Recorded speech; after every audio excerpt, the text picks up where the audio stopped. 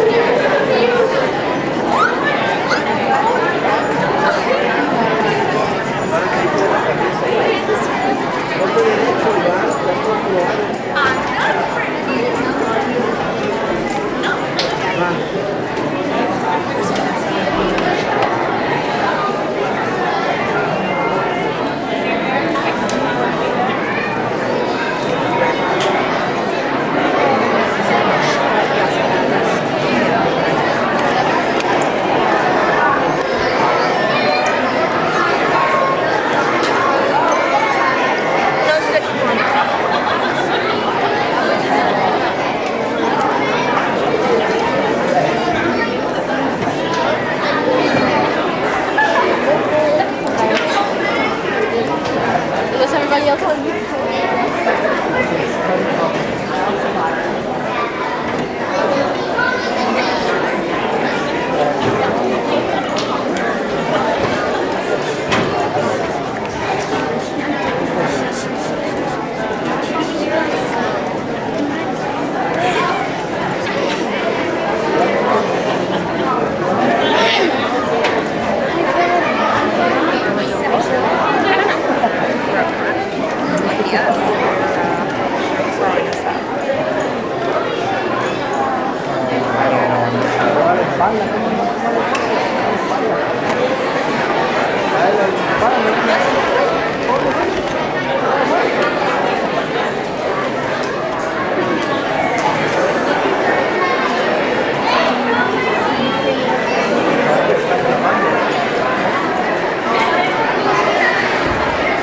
Good evening, everyone. Welcome to Rose Hill. My name is Greg Lawrence. I'm the principal here at Rose Hill, and you all are about to receive a treat. If you have not been at one of our performances, or I should say one of Miss Billingham's performances, they're spectacular. This one got rave reviews today when the kids performed for some of the younger students in our school, and so let's just get started. Enjoy the show. Thanks very much for being here.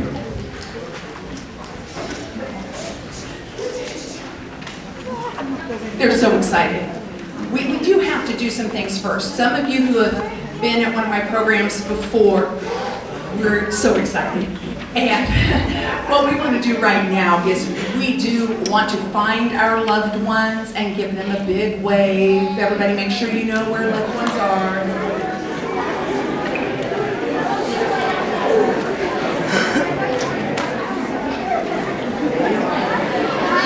And now, of course, is when I say to the students, that's the last time you do that. And when I say to you, that's the last time we'll do that. It is so important that they really focus. So I know you want to get good photos, so let's do this. Rather than trying to catch their attention in the middle of the program, let's just stand up right now and take some good photos. So if you stand up.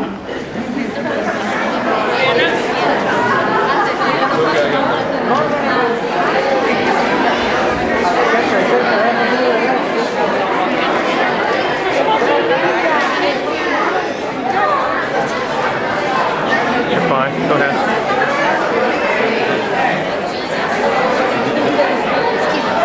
Bye.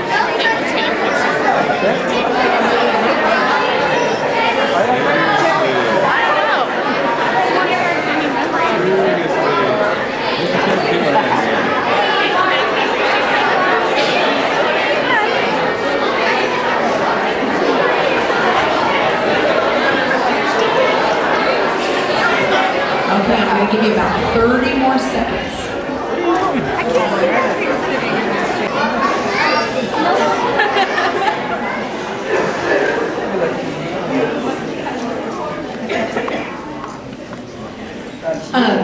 When we started, well, I kind of like history. I'm one of those people. And a couple of years ago, when all the 150th anniversary celebrations of Civil War kind of battles started, I thought, we need to do a Civil War program.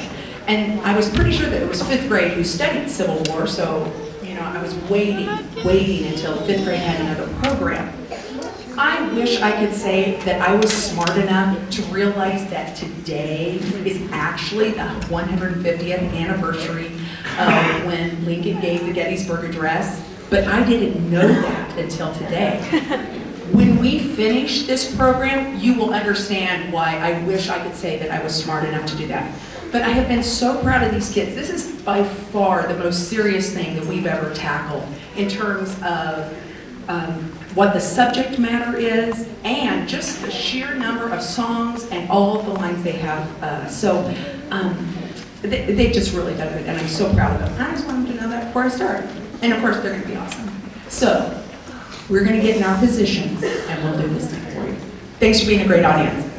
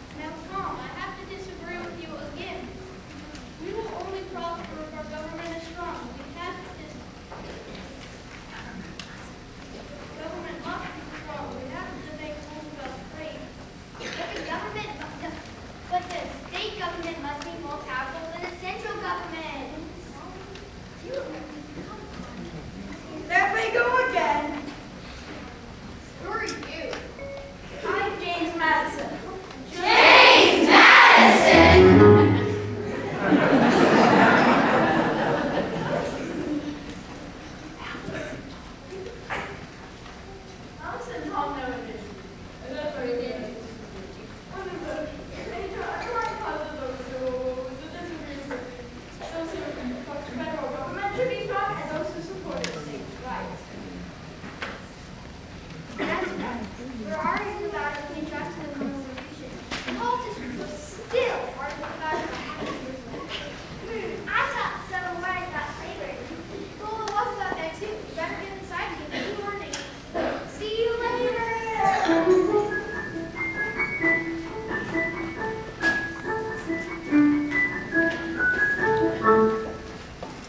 You're right. This is a very surprising experience. Welcome, welcome, welcome. We are so glad you decided to visit the Civil War Living History Museum. There are so many people to tell you about their roles in the Civil War. And from time to time, we all sing and dance.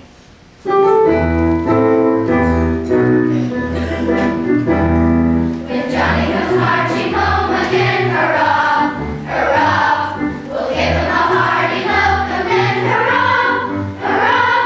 The men will cheer, the boys will shout, the ladies they will all turn out. We'll all feel glad when Johnny comes marching home.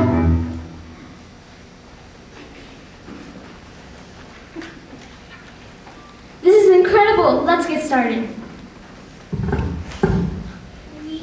We are from the north. Our economy used to be based purely on farming. Now it is divided between agriculture, small businesses, and manufacturing. We have convinced our politicians to put high tariffs or taxes on goods manufactured outside the United States. This will make our cheaper products highly desirable. Our business is booming. If you can have your attention up here. Thank you.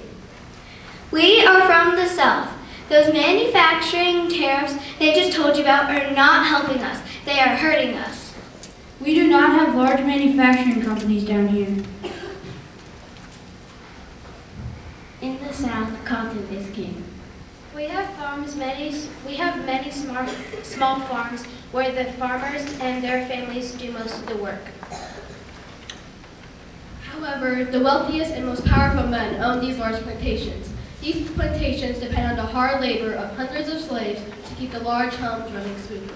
Many of these wealthy plantation owners are convinced that they won't survive without free labor provided by slaves. I'm Eli Whitney. I invented the cotton gin in the late 1700s. The cotton gin simplified the task of separating the cotton from the seed. This made growing cotton much more profitable. It also guaranteed that slavery would not die out in the South as it had in the North. I don't understand what you mean. Let's get some numbers over here. I need some stats. So happy to. According to my records, 1 million slaves helped produce 178 bales of cotton each year in the early 1800s. It was a whole lot of work, and in the end, the plantation owners didn't get much money from the cotton. But with the cotton gin, plantation owners could produce more cotton if they had the slave labor to pick it. By 1860, there were nearly 4 million slaves producing close to 4 million bales of cotton each year. Jump down, turn around, pick a bill of cotton. Jump down, turn around, pick a bill of hay. Jump down, turn around, pick a bill of cotton. Jump down, turn around, pick a bill of hay. Oh Lordy, pick a bill of cotton. Oh Lordy, pick a bill of hay. Oh Lordy, pick a bill of cotton. Oh Lordy, pick a bill of hay. That song almost makes picking cotton seem like fun. It was not fun at all. It was hard work, but slaves used songs to get them through the day. Slavery is actually one of the most ugliest and painful things that happened to our nation. I had a dream about that last night.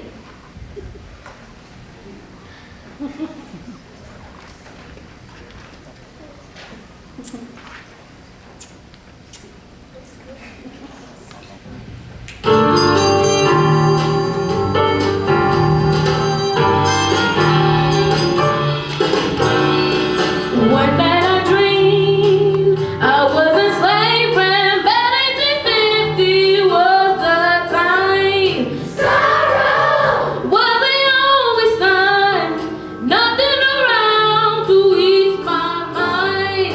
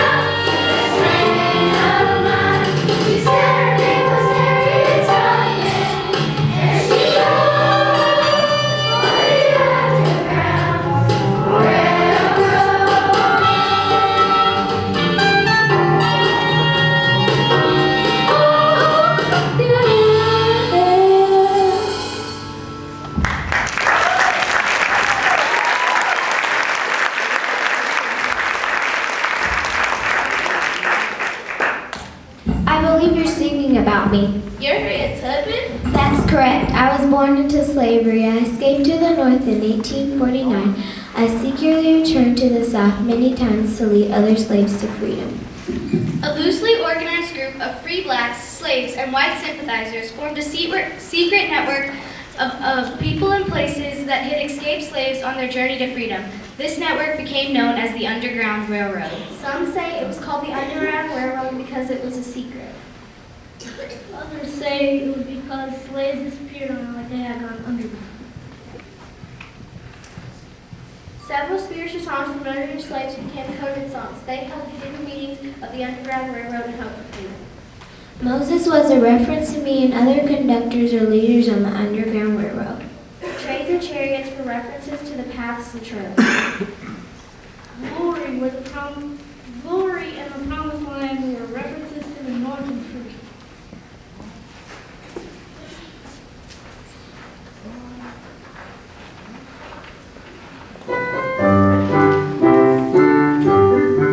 Oh, when the saints go marching in. Oh, when the saints go marching in. Oh, Lord, I want to be in that number.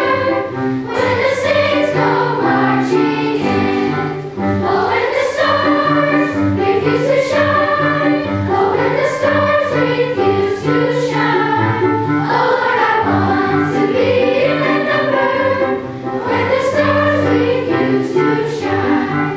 Oh, when I hear that trumpet sound. Oh, when I hear that trumpet sound. Oh, Lord, I want to be in that number. When I hear that trumpet sound.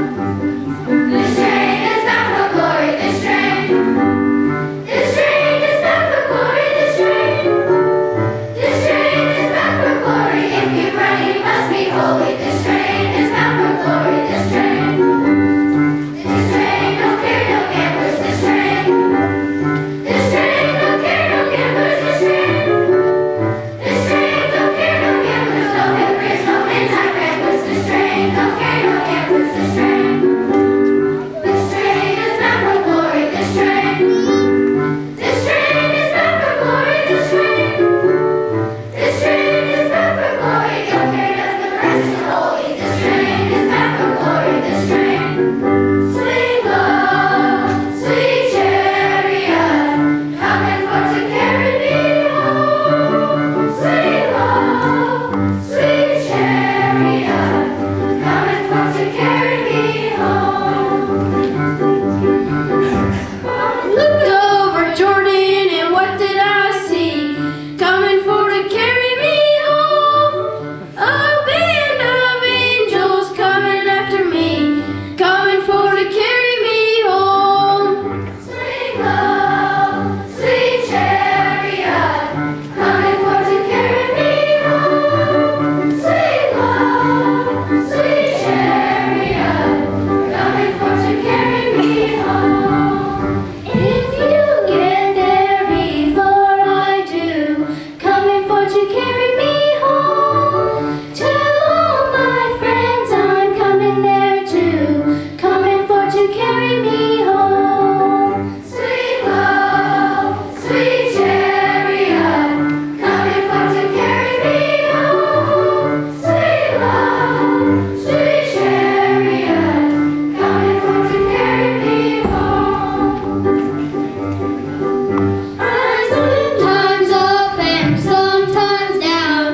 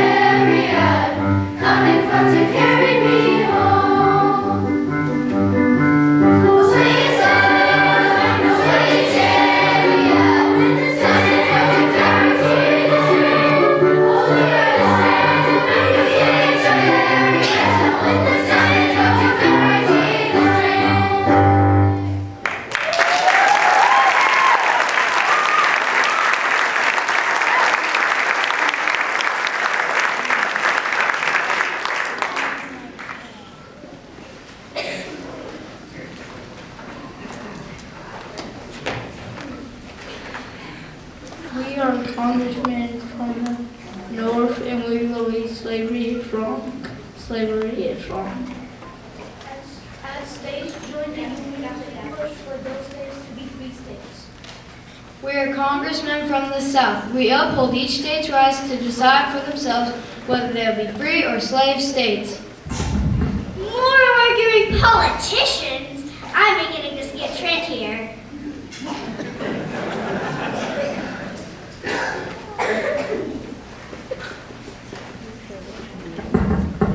Hey, look at that guy over there with the wild beard. Is that the Boston Red Sox or Duck Dynasty? Ha ha ha ha. I just spoke to him. I'm John Brown. I hate slavery, and I don't think the government can take care of the slavery issue. So I'm taking it into my own hands right here in Kansas. And I will have my men shoot settlers who favor slavery. And this will be one of the reasons why Kansas will be known as being Kansas.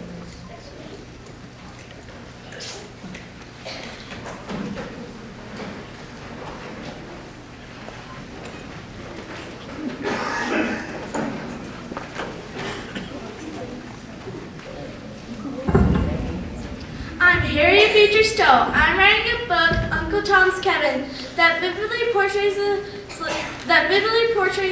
the horror of slavery. And my book becomes the bestseller in the North, intensifying people's anti-slavery and hated in the South. I am Dred Scott, a slave. I sued for my freedom and that of my family because I used to live in a free territory. The Supreme Court denied me my freedom. According to the verdict, slaves are not citizens of the United States and cannot bring suit in the courts. I am Stephen Douglas. I am best remembered for my debates with Abraham Lincoln during the 1858 campaign for the Senate seat in Illinois. I won the election, but Abe won the place in history. A house divided against itself cannot stand. I believe this government cannot endure permanently half slave and half free. It should become all one thing or all the other. Abraham Lincoln. Lincoln hated slavery, but he did not think the national government had the power to defeat slavery in slave states. I have no purpose to interfere with the institution of slavery in the states where it exists. I believe I have no lawful right to do so.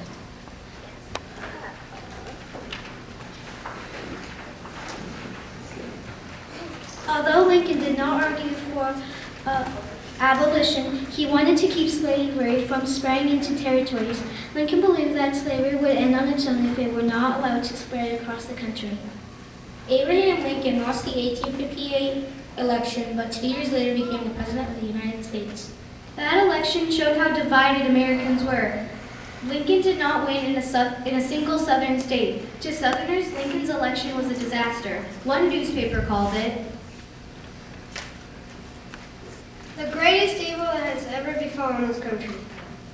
Many Southerners felt that the government had become too powerful. When the government passed tariffs or tried to limit slavery, Southerners argued that their states' rights were under attack. With Lincoln as president, they feared the government would grow stronger. Soon after Lincoln's election, 11 states withdrew from the Union and formed their own country, the Confederate States of America. I am Jefferson Davis, President of the new Confederacy. I ask the United States to turn 3/4 of South Carolina over to us. Abe Lincoln refused because he did not recognize the Confederacy as a new nation. He believed those states were still part of the United States. He determined to hold the Union together.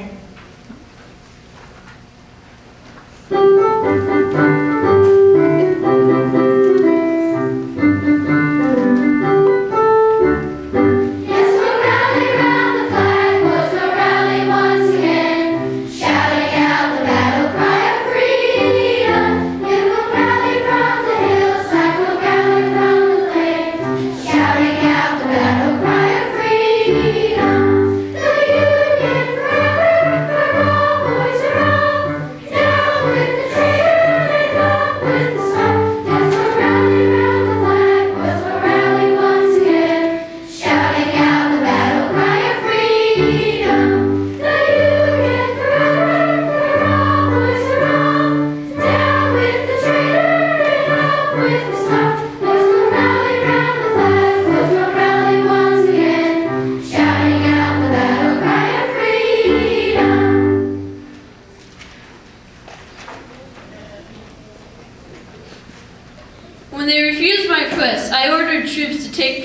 country by force. On April 12, 1861, the first shot was fired on Fort Sumter.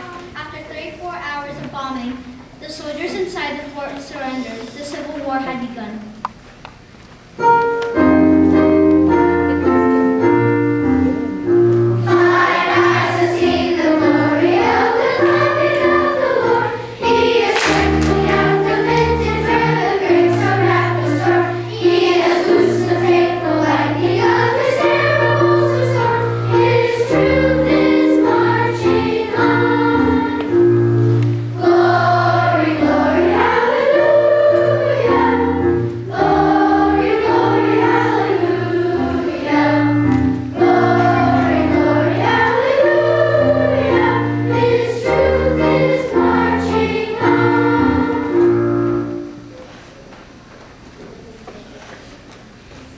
On July 21st, 1861, a festive crowd from Washington, D.C. packed picnic baskets and hitched carriages to horses and rode 30 miles south to Manassas Junction, Virginia, to watch the first major battle of the war.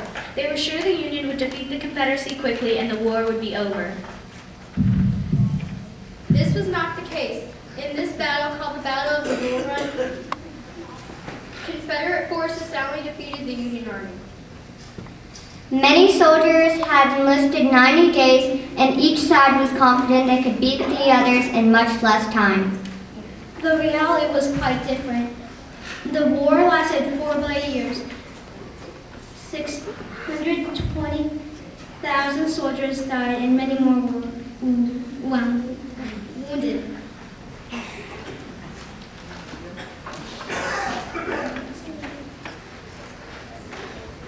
I am one of the 2 million Union soldiers fighting in the North. We have more troops and soldiers from the South, but we lack experience. We don't handle guns or ride horses particularly well. And we also don't know how to live outdoors like the soldiers from the South do. Dear Mother, we have a lot of training to do. The first thing we do in the morning is drill. Then drill, then drill, then drill, then drill one more.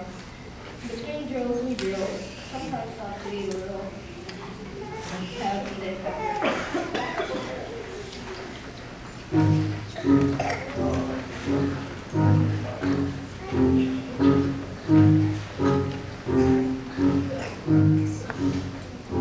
In the soldier camp I sit, thinking, Mother dear, of you, and I ride and I think home so far.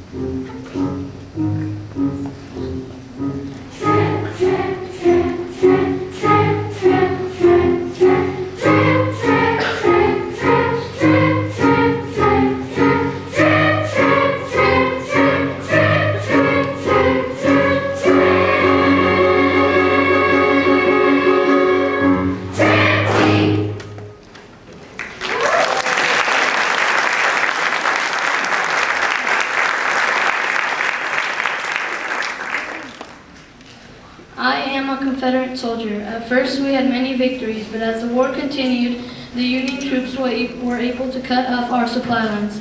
There are many days when we feel lucky to eat a few peanuts.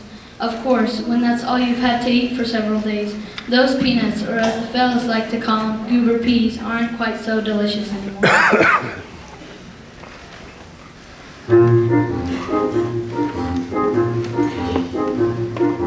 Sitting by a roadside on a summer's day, chatting with my best mates, passing time away. Lying in the shadows underneath the trees, goodness how delicious, eating goober peas. Peas, peas, peas, peas, eating goober peas. Goodness how delicious, eating goober peas.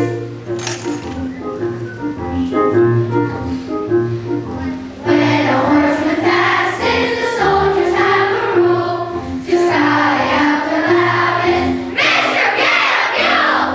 Still another pleasure, chanting earth and peace, is wearing out your horse, eating goober peas. Peas, peas, peas, peas, eating goober peas. Goodness how delicious, eating goober peas. I think my song has lasted almost long enough.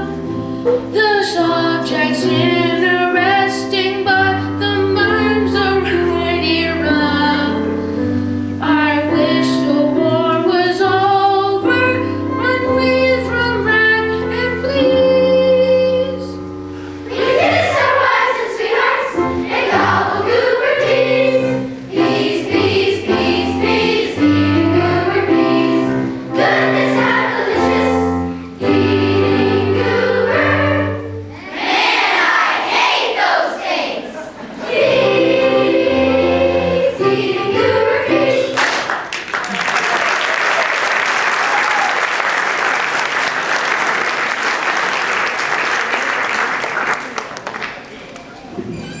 Did women fight in the war? The official word is no. Women were not able to fight in the war. Though I am Frances Clayton, and I disguised myself as a man and went to war. Others of us went to war as nurses. I'm Claire Martin. I would load up my carriage with food and medical supplies and go in search of wounded soldiers in the battlefield. In 1881, I created the American Red Cross. Many others of us stayed behind to keep homes, farms, and businesses going. This uncivil war tore our families apart, pitted brother against brother, and left our homes broken.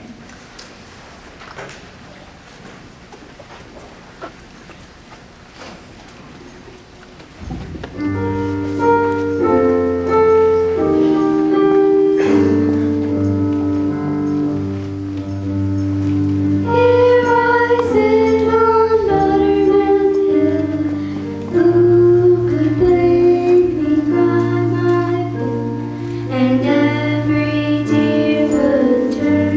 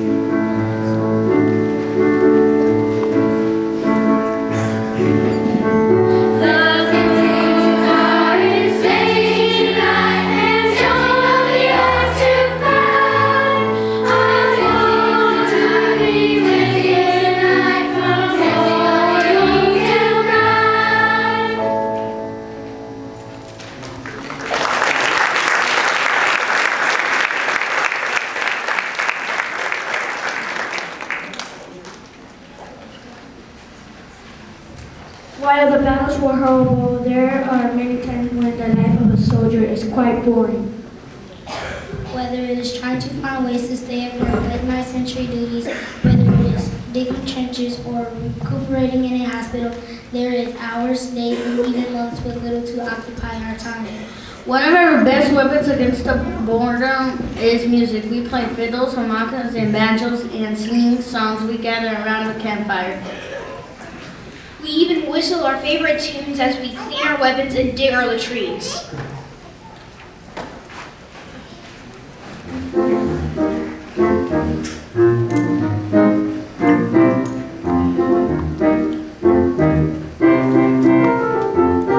When I was young, I used to wait on Master and him in his plate, and pass the jug when he got drunk, and brush away the blues of life. Jimmy crack corn and I don't care. Jimmy crack corn and I don't care. Jimmy crack corn and I don't care. My master's gone away.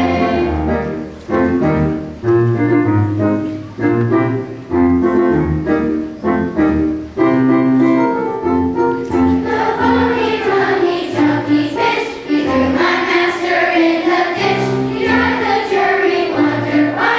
The verdict was a lunatic fly. Jimmy crack corn and I don't care. Jimmy crack corn and I don't care.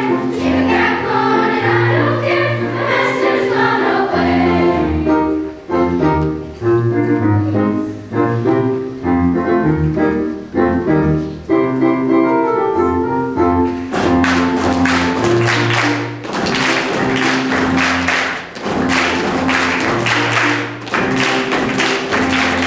Jimmy crack corn and I don't care.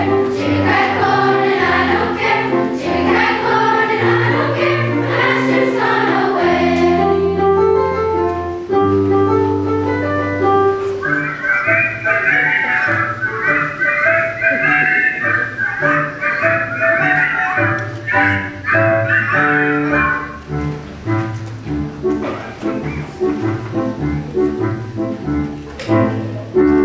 Oh, I come from Alabama with my banjo on my knee. I'm going to Louisiana, my true love for to see. It rained all day the night I came, the weather was so dry. The sun so hot, I froze to death. Susanna, don't you cry. Oh, Susanna, don't you cry for me. I come from Alabama with my banjo on my knee.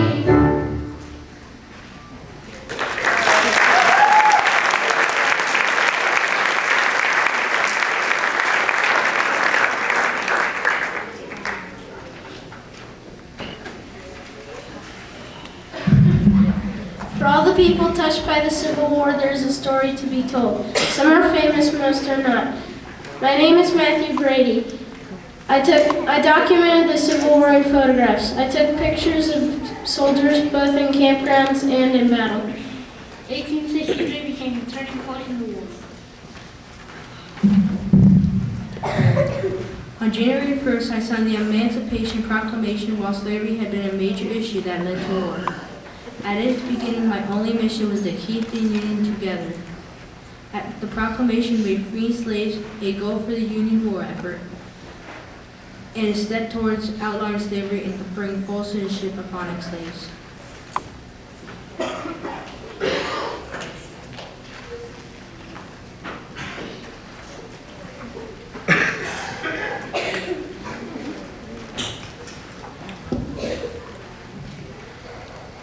I am General Ulysses S. Grant. In July of 1863, I led the western part of the Union forces in a decisive victory over the Confederate in Vicksburg, Mississippi. This gave the Union control of the Mississippi River. Later that year, President Lincoln would appoint me commander over the entire Union Army. I'm General Robert E. Lee, the commander of the Confederate forces. President Lincoln first asked me to be the commander of the Union forces, but I did not support secession in the Union. but I also did not want to fight against my home state, Virginia. His great command of the Confederate Army is one of the reasons the war lasted so long. Unfortunately, I underestimated the Union forces at Gettysburg. What happened? For 2 days, the armies battled back and forth. On the third day, I ordered a final attack, sending 14,000 soldiers to charge across the open fields toward the Union Army.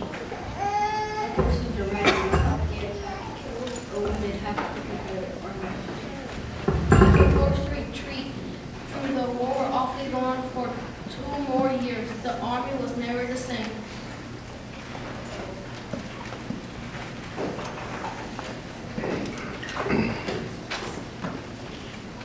In all, there were over 50,000 casualties leading to a ceremony where Abraham Lincoln gave one of his most famous speeches. 7 years ago, our fathers brought forth on this continent a new nation conceived of liberty and dedicated to the proposition that all men are created equal.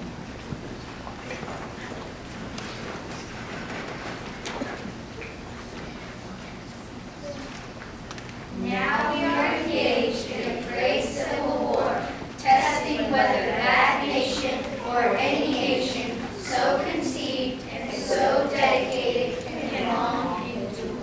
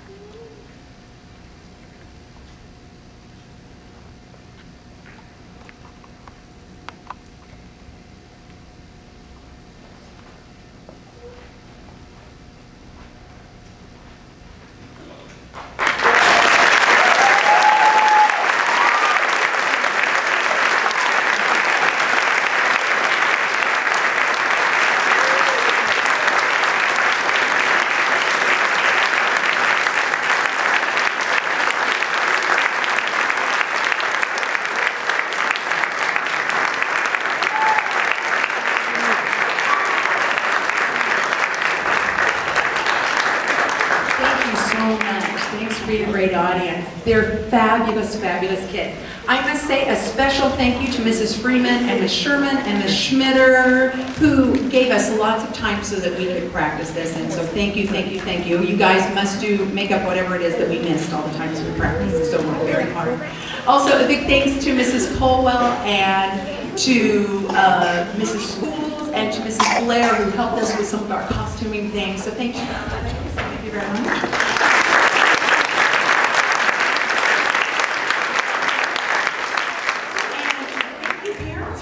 So supportive of your kids. Thanks for memorizing lines with them, saying them over and over again, and all those things that help make that possible. They can't be awesome unless you're awesome, so thanks for being awesome parents. Kids, clap for your parents.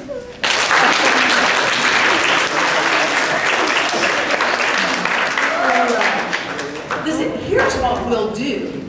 We're going to let the kids get out there. Now, some of them have costumes and stuff like that. They can just wear them home and bring them back. Okay, that's okay with me. Just bring them back. It's a pain to kind of change out of some of these things.